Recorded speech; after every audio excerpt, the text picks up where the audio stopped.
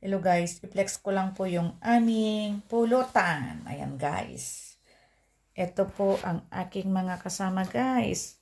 Ayan. And then, ayan, si Ganda. Oh, di ba? Ayan guys.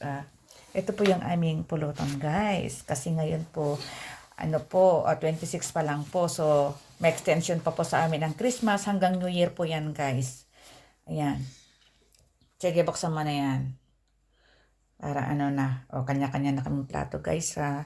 Pero syempre, meron din kaming, ayan guys.